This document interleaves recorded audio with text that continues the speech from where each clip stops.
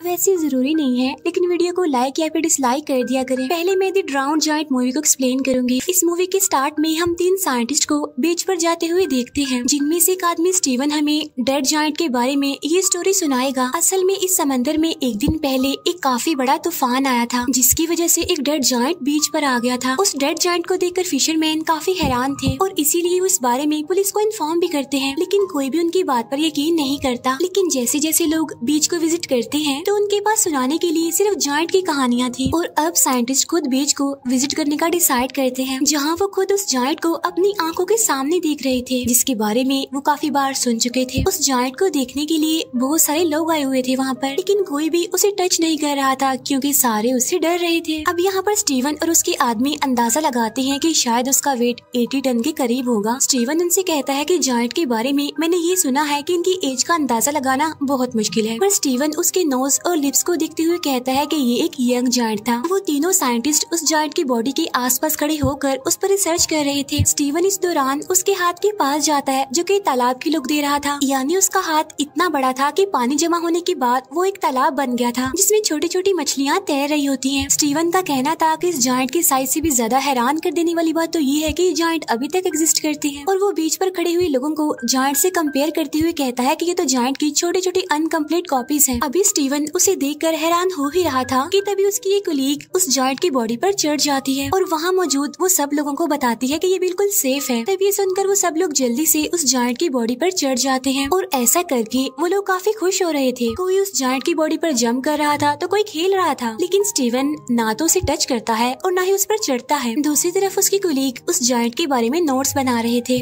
और जैसे जैसे टाइम गुजरता जा रहा था, वहाँ उस जायंट से खेलने के लिए लोग कम होते जा रहे थे, क्योंकि सब लोग अपने अपने घर जा रहे थे। फिर 3 दिन के बाद स्टीवन दोबारा यहाँ पर आता है, क्योंकि उसका उस जायंट में इंटरेस्ट बढ़ गया था और उसका दावा था कि उसे इस जायंट पर नजर रखते हुए कोई भी परेशानी नहीं हो रही है, क्योंकि वो जायंट उसके आसपास के लोगों की निस्बत ज्यादा जिंदा था। फिर वो दिखता है कि वहाँ पर कुछ बच्चे जायंट के ऊपर स्लाइड खेल रहे हैं और कुछ आदमी तो उस जायंट को काटने की तैयारी कर रहे थे। तो आज वो जायंट के पास देर तक रुकने का इरादा करता है ताकि जायंट के पास कोई भी ना हो। लेकिन जैसे ही वो जायंट के पास आता है तो वो दिखता है कि जायंट डिके होना स्टार्ट हो गया है और उसका हर एक बॉडी पार्ट काफी अजीब दिख रहा है। अब यहाँ वो जायंट के कान पर एक लड़की को देखता है, जो उस जायंट के कान को एज अ चेयर यूज कर रही थी। स्टीवन नोटिस करता है कि जायंट के फेस से उसकी यूथफुल लुक खत्म हो गई है, यानी अब वो जवान नहीं दिख रहा। तब वो अंदाजा लगाता है कि समंदर में बहुत अरसा रहने की वजह से उसके टिश्यूज खराब हो गए हैं, जिसकी वजह से उसकी बॉडी काफी जल्दी खराब हो गई है। स्टीवन जायंट के फेस पर एक इंसेक्ट देखता है, जो कि उसके मुंह में जा रहा था। तब स्टीवन सोच रहा था कि इंसेक्ट के उसकी मंजिल तक पहुँचने से पहले ही ये जायंट डिके हो जाएगा। और अब स्टीवन बहुत ज्यादा हिम्मत करके उस जायंट के ऊपर चढ़ता है। अब जायंट की चेस्ट पर चढ़ने के बाद वो जायंट की बाजू को देख रहा था, जो बिल्कुल डिके हो चुका था और कुछ बचा हुआ पार्ट्स इंसेक्ट्स और बाकी बर्ड्स खा रहे थे। यहाँ अब उसकी आंखों के ऊपर अब एक अजीब सा कवर आ गया था, जो कि उसकी आईज को भी एक तालाब जैसी लुक दे रहा था। फिर स्टीवन उसकी आंखों में अपना शेडो देखता है और सोचता है कि इस जायंट के डिके होने की तकलीफ उस तकलीफ से कम है जो उसे तन्हाई ने दी है। इसके बाद वो यहाँ से चला जाता है। फिर नेक्स्ट टाइम जब स्टीवन उस जायंट के पास जाता है तो देखता है कि उसकी आर्म्स और लेग्स डिके हो चुके हैं और अब वो उसकी बॉडी को गौर से देख रहा था, जहाँ पर जायंट की बॉडी की इंसल्ट की जा रही थी और इंसल्ट करने वाले कोई और नहीं बल्कि इंसान ही थे। अब हालांकि ये जायंट भी तो इंसान की तरह का ही एक क्रिएचर था। फिर नेक्स्ट डे स्टीवन जब दोबारा से उस जायंट के पास आता है तो वो देखता है कि उस जायंट का तो सर भी उतार दिया गया है और बर्ड्स और इंसेक्ट्स उस जायंट को खा रहे हैं। अब सर के बगैर उसकी बॉडी इंसानों जैसी बिल्कुल भी नहीं लग रही थी। अब इसी के साथ ही स्टीवन और इस डेड बॉडी का रिलेशन भी कम हो रहा था, जो कि इस डेड बॉडी ने बनाया था।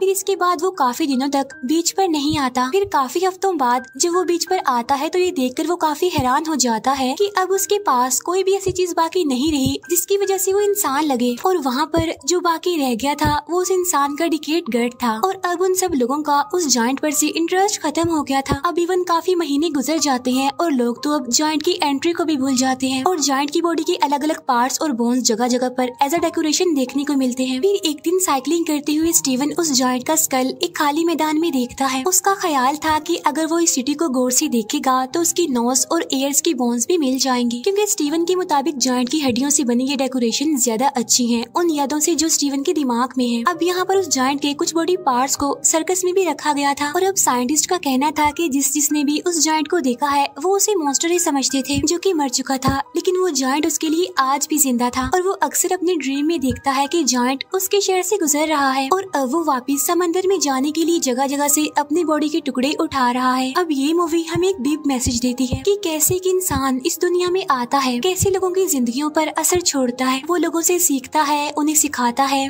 लेकिन फिर जब वो इस दुनिया से चला जाता है तो लोग उसे भूल जाते हैं। इवन दिन, महीने, साल गुजर जाते हैं लेकिन कोई उसे याद नहीं करता। सेम ऐसे ही जैसे हमने इस मूवी में देखा कि कैसे एक जायंट आया और सबके अट्रैक्शन बन गया, लेकिन फिर वही बात, दिन, महीने, साल गुजर गए लेकिन किसी को वो याद नहीं रहा। असल में यही इंसान की जिंदगी का कड़वा सच है कि जब तक कोई इंसान जिंदा रहता है तो लोग उसे याद रखते हैं, लेकिन अगर वही इंसान मर जाए तो थोड़े ही दिन बाद लोग उसे भुला देते हैं। और अब मैं एक्सप्लेन करूंगी आइस एज मूवी को। इस मूवी के स्टार्ट में हम एक कपल को देखते हैं जो कि एक न्यू अपार्टमेंट में शिफ्ट हुए थे। उनमें से आदमी जिसका नाम रोब था वो अपने घर में कुछ सामान लाते हुए नजर आता है। मीनवाइल उसकी वाइफ गेल घर में सामान सेट कर रही होती है। गेल को अपने इस न्यू अपार्टमेंट में एक पुराना फ्रिज नजर आता है जो कि लैंडलॉर्ड इस घर में छोड़ गया था। अब गेल उस अगली फ्रिज से परेशान थी, पर रोब उसे कहता है कि पुरानी टेक्नोलॉजी में जरूर कुछ अमेजिंग होता है, जिस पर गेल टॉन्टिंग वे में कहती है हाँ ये अगली सी मोटर जो इसके ऊपर लगी हुई है। अब गेल यहाँ पर न्यू फ्रिज रखना चाहती थी, लेकिन रोब अभी न्यू फ्रिज अफोर्ड नहीं कर सकता था। गेल अपने हस्बैंड की चालाकी को मजाक में उड़ा देती है। अब वो दोनों इस इशू को यहीं पर छोड़कर ड्रिंक एंजॉय करने का सोचते हैं, क्योंकि वो शिफ्टिंग करते हुए काफी थक जो गए थे। अब जैसे ही रोब फ्रिज में आइस लेने जाता है तो उसे फ्रिज आइस चंक से ढका हुआ नजर आता है। फिर आखिर वो बड़ी मुश्किल से एक क्यूब निकाल कर अपने ड्रिंक में डालता है। वो दोनों मिलकर बैठते हैं और अपने नए घर की खुशी को सेलिब्रेट करते हैं। अब ड्रिंक की एक सिप लेने के बाद रोब को आइस में कोई अजीब सा स्ट्रक्चर नजर आता है और जब उसे रियलाइज होता है कि वो एक जानवर है तो उसे अपनी आंखों पर यकीन नहीं होता। वो आइस क्यूब गेल को दिखाता है और पूछता है क्या सच में इसमें कुछ है। तब गेल जल्दी से मैग्नीफाइंग ग्लास लेकर आती है। वो एक छोटे से क्रिएचर को आइस क्यूब में फ्रीज देखते हैं। वो दोनों उस क्रिएचर को देखकर काफी हैरान और कंफ्यूज थी, क्योंकि वो बहुत छोटी थी। वो नोटिस करते हैं कि इस छोटी सी क्रिएचर को हंट किया गया है, क्योंकि उन्हें उसकी बॉडी में स्पेयर्स यानी नेजे नजर आते हैं। तब ये देखकर वो और ज्यादा हैरान परेशान हो जाते हैं और अब गेल जल्दी से जाकर फ्रिज से सारी आइस निकालती है। तो यहाँ पर रिवील होता है कि इस फ्रिज के अंदर एक पूरी मिडिल एज सिविलाइजेशन वर्क कर रही है। फ्रिज के अंदर टाइम बहुत तेजी से गुजर रहा था। यहाँ का एक सेकंड गुजर रहा था तो वहाँ के हफ्तों गुजर रहे थे। अब ये देखकर वो दोनों हस्बैंड वाइफ काफी हैरान थे और वो ये भी सोच रहे थे कि ऐसा पॉसिबल कैसे हो सकता है। अब उस शहर के अंदर जो लोग थे वो भी इन दोनों को बड़े गौर से देख रहे थे। अब क्योंकि वो छोटे से थे इसीलिए वो इन दोनों को जायंट समझ रहे थे, लेकिन फिर भी उन लोगों को इनके यहाँ पर होने से कोई प्रॉब्लम नहीं थी। फिर कुछ देर बाद रोब उस छोटे सी क्रिएचर को अपने घर के एक प्लांट में दफन कर देता है। वो छोटा सा क्रिएचर जिन्हें सबसे पहले आइस क्यूब से मिला था। इस बात पर गेल उसका दोबारा मजाक उड़ाती है। इसके बाद जब वो दोबारा फ्रिज खोलते हैं तो देखते हैं कि अब वो शहर मिडिल एज से इंडस्ट्रियल एज में चेंज हो गया है। वो भी सिर्फ इतने से ही टाइम में,